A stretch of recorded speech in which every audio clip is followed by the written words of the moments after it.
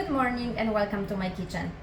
Today I would like to invite you to bake with me soft coffee cake with peaches and crumble on top.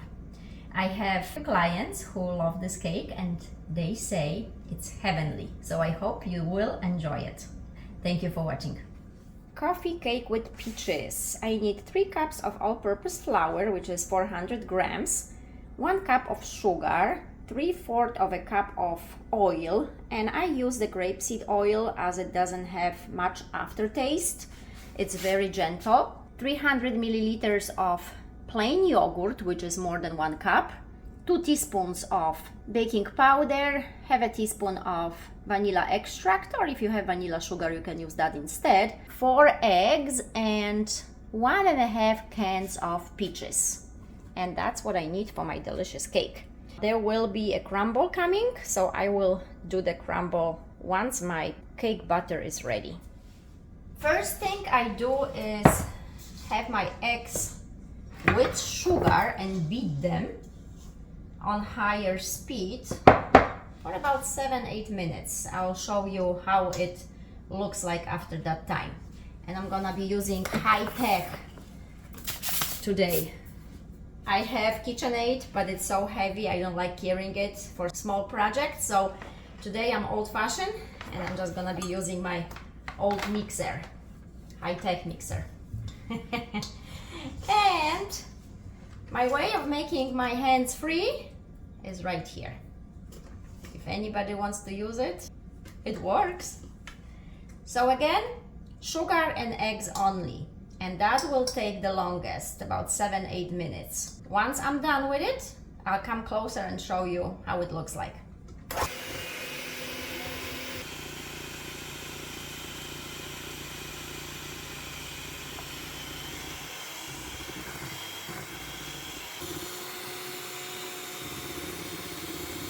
It has been 8 minutes for me, and now I want to put my mixer on low speed and slowly put my yogurt in.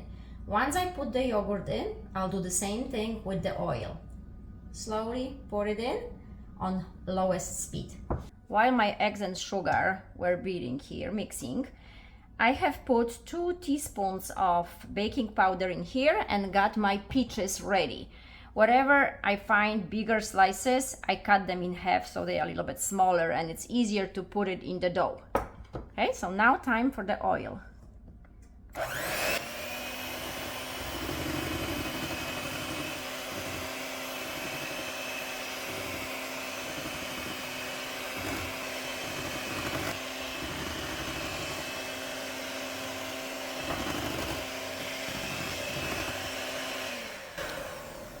Once yogurt and oil are in, only a minute of mixing and I can put the mixer away. And now for the flour, I have to do it gently without the mixer, just using a spolta. So mixing the flour until all is incorporated and smooth. And I do want to put a clip regarding measuring the flour. At the end of this video, I will put some information about it. Hopefully that's gonna be helpful to you to avoid a mistake that I was making when I first started baking. If you put too much flour in that cake, the cake will be very condensed and not fluffy. Gotta be very careful how I measure my flour and how much flour I put in that cake.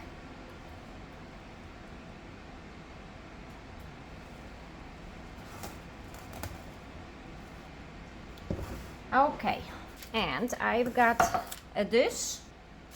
I put some coconut oil on the bottom here, and now I can put my cake batter in it, and the peaches go next.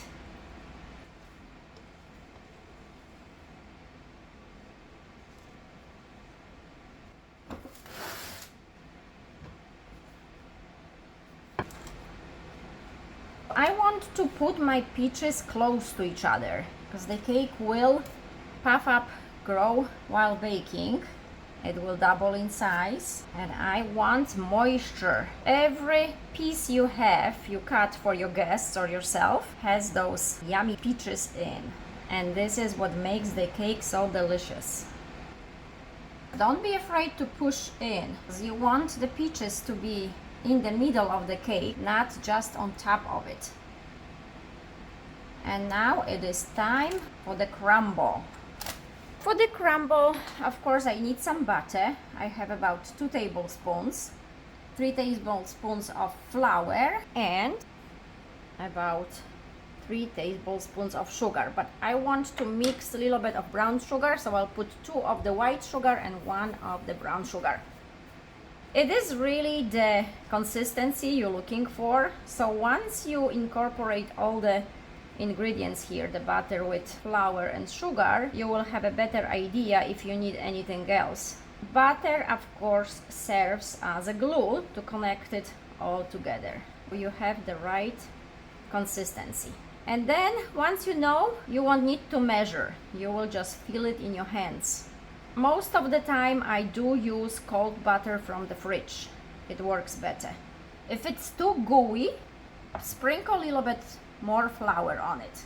And if it doesn't stick together, add a little bit more of the butter. Here I want to show you, when you take a bunch of it and squeeze it, it becomes one piece. But then when you gently move your fingers, it falls apart very easily. And that's how you want your crumble to be. So the consistency is the key. Once you learn how it should look like, you won't measure. You will just know, feel it with your hands and see it with your eyes. Now it's time to put my crumble on top of a cake. So here is my cake, and the crumble goes in. And the pan I'm using is 8 inches by 8 inches. It's a square.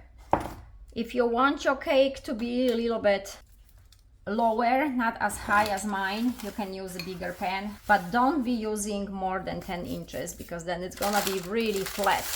So while I was doing this, my oven was preheating to 355, and I'm gonna put my cake in. So again, 355 for about 50 minutes, and at 50 minutes I will put toothpick inside to check if it's ready or not.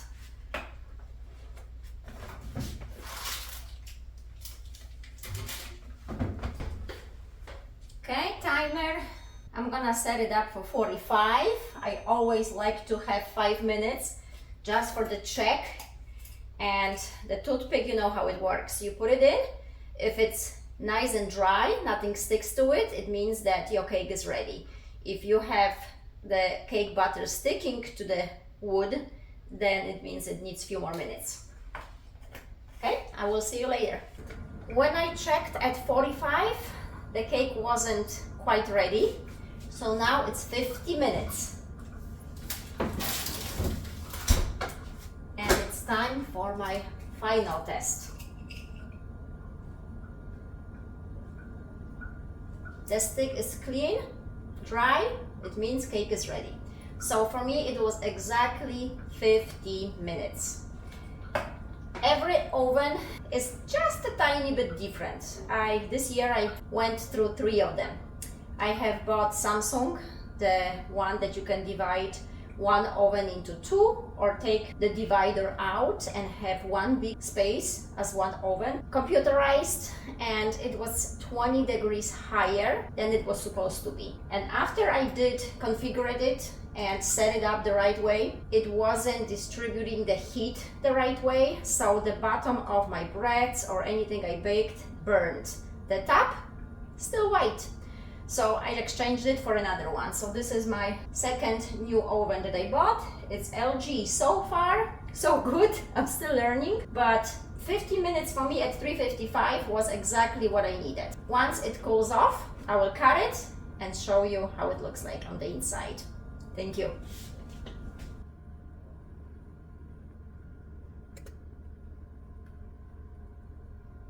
My coffee cake is finally cool enough so I can cut a piece and you can see the inside of it. And remember how many peaches I put in? I said don't be afraid to put a lot. And here it is. When you bake it, it looks like this. Thank you for watching. Smacznego. So now the cake is done. I can have coffee to go with it and enjoy it.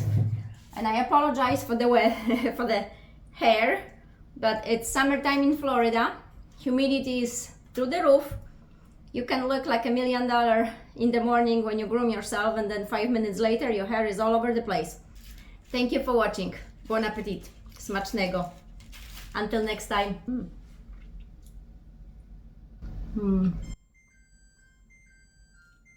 Heavenly.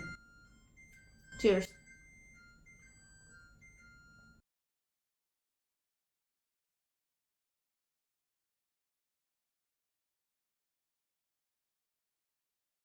I would like to let you know why I am a big fan of using scale instead of the cups. I do put measurements in cups so it's easier. As you know, I'm from Europe, so everything for me is in grams. And here in United States, any recipes you have is usually in cups. But I want you to pay attention to one thing, so take it as a tip. I learned by mistakes because I've done it before. So I have put together a flour, the same flour, all-purpose flour, into the same measuring cups. Exactly 2 cups in here and exactly 2 cups in here. But I want to measure it using the scale and show you if there is a difference and how much of a difference it can be. So here is the first 2 cups of flour, as you can see, 2 cups. And here is exactly 2 cups.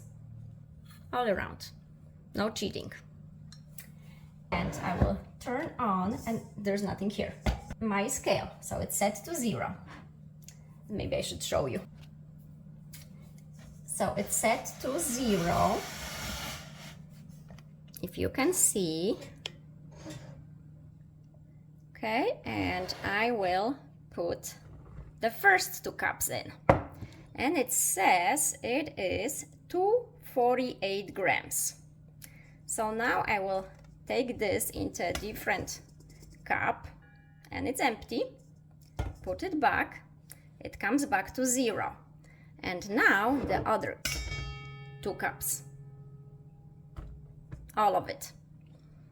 And this one is 314. So now you can see that 2 cups are not created equal, right? They do not measure on a scale the same. So why is that? Well, it's all about handling the flour. If we are gentle with it, the flour is fluffy, it's light, and then 2 cups, nice fluffy flour. If you handle the flour, shake it, kind of bang it, on the surface somewhere, it loses its volume because it becomes dense. So you keep adding to have exactly 2 cups, right? Well, but it's much more heavier. It's much more flour that you need. So if you ever had a cake and you tried to follow the measurements and directions and the cake wasn't quite the way you hoped, it wasn't as fluffy, it wasn't as delicate, it wasn't as soft, well, maybe because there was too much flour. So it's just a tip, and I hope you will find it helpful to kind of pay attention to how we handle flours. I know how it is when you bake something and you put your heart into it, time into it, and then it doesn't come out the way you hope for. And it's frustrating. So I hope this helps. Thank you for watching.